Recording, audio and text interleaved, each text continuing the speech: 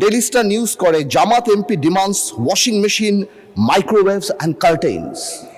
এটা আমাকে অনেক লজ্জা দেয় এবং আমি মনে করি এই পার্লামেন্টকে অনেক লজ্জা দেয় যে একটা মেম্বার অফ পার্লামেন্ট এখানে দাঁড়িয়ে যেখানে জনগণের কথা বলবে, যেখানে বিভিন্ন জনগণের দাবির কথা বলবে, সেখানে একজন মেম্বার অফ পার্লামেন্ট দাঁড়িয়ে উনি ওয়াশিং মেশিন পেল না, মাইক্রোওয়েভ পেল না, কার্টেন পেল, সেই ব্যাপারে দাঁড়িয়ে কথা বলবে।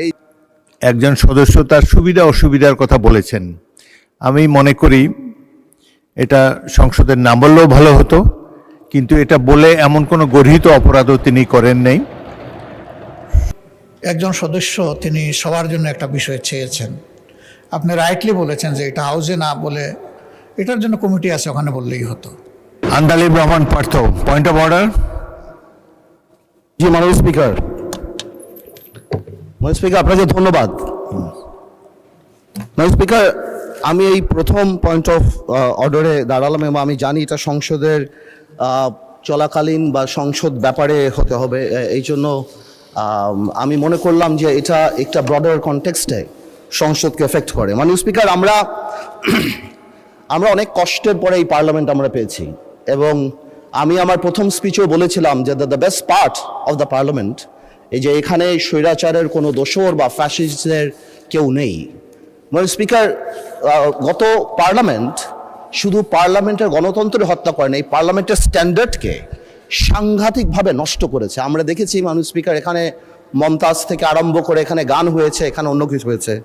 আমার কাছে মনে হচ্ছে যে ডাইরেক্টলি ওদিকে না গেলেও কিছু কিছু জায়গায় কিন্তু আমরা ওদিকে চলে যাচ্ছি।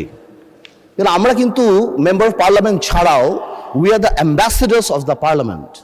আমরা যখন বাইরে কোথাও যাই আমরা এই পার্লামেন্টকে রিপ্রেজেন্ট করি। মানে স্পিকার, কালকে পরশুদিন পার্লামেন্ট থেকে যাওয়ার পরে আমি অনেক টেলিফোন পাই এবং সেখানে আমি ডিফেন্ড করার চেষ্টা করি এবং ডেইলি স্টার নিউজ করে Jamaat MP demands washing machine, microwaves and curtains. এটা আমাকে অনেক লজ্জা দেয় এবং আমি মনে করি এই পার্লামেন্টকে অনেক লজ্জা দেয় যে একটা মেম্বার অফ পার্লামেন্ট এখানে দাঁড়িয়ে যেখানে জনগণের কথা বলবে, যেখানে বিভিন্ন জনগণের দাবির কথা বলবে, সেখানে একজন মেম্বার অফ পার্লামেন্ট দাঁড়িয়ে উনি ওয়াশিং মেশিন পেল না, মাইক্রোওয়েভ পেল না, কার্টেন পেল, সেই ব্যাপারে দাঁড়িয়ে কথা বলবে। যেখানে আবার বলা হয় যে আমরা গাড়ি নিব না, আমরা প্লট নিব না এই ব্যাপারে, তাহলে আমার কাছে মনে হয় মাননীয় স্পিকার যে আসলেই যদি গাড়ি আর প্লট যখন ওনারা বাদ দিল তখন ওনাদের বুকের উপরে কত বড় পাথর চাপা দিয়ে বাদ দিতে হলো যে মাইক্রোওয়েভ আর ওয়াশিং মেশিনের জন্য এই পার্লামেন্টে দাঁড়িয়ে কথা বলতে হচ্ছে।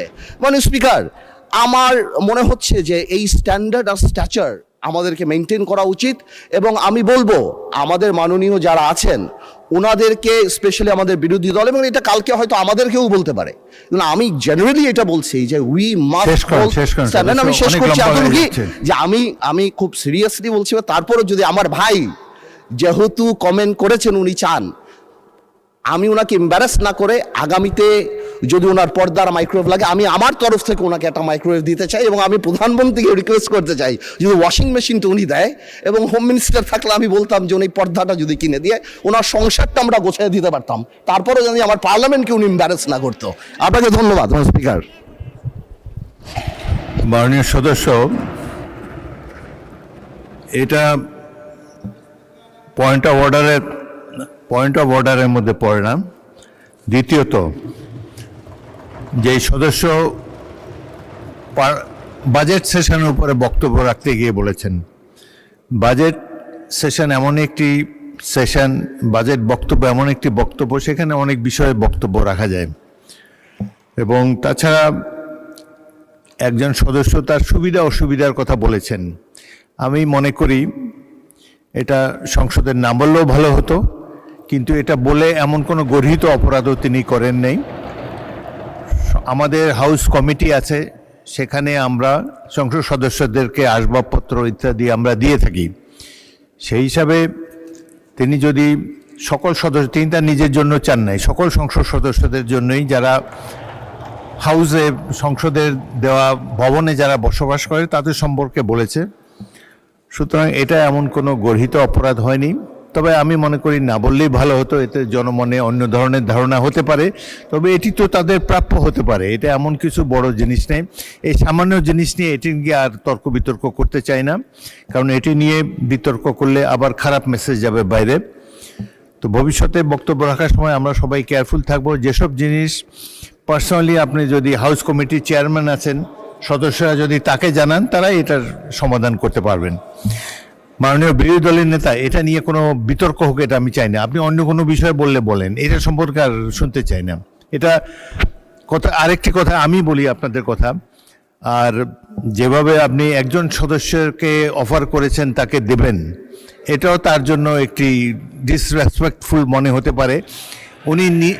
উনি নিজের জন্য চান নাই, সকল সংসদ সদস্য যারা বসবাস করে সংসদের সরকারি বাড়িতে তাদের জন্য বলেছেন। সুতরাং এটা নিয়ে, এই বিষয়টি নিয়ে আর বিতর্ক না হোক, এটা আমি চাই। মাননীয় নেতা, এরপরে আর বাড়াবাড়ি তো কোনো দরকার নেই। বিরোধী দলের নেতা, আপনি তো এই সম্পর্কেই বলবেন তো? আচ্ছা বলেন। মাননীয় সদস্য পয়েন্ট অফ অর্ডারে দাঁড়িয়ে যে কথাগুলো বলেছেন, আপনি তো প্রথমেই নাকচ করেছেন যে এটা পয়েন্ট অফ অর্ডারের বিষয় না।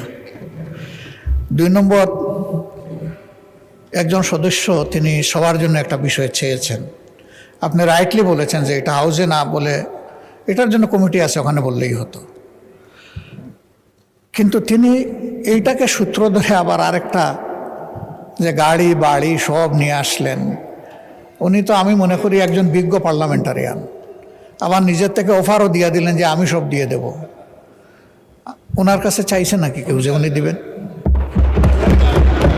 আমার মনে হয় যে আমাদের মানসিকতাগুলো এমন হওয়া উচিত যেটা এখানে দাঁড়িয়ে অন্তত কেউ কারো সম্মানে আমরা আঘাত করব না। আমরা আশা করব যে আমি সহ আমরা সকলে আগামীতে এগুলোর প্রতি আরও যত্নশীল হব। ধন্যবাদ মাননীয় স্পিকার।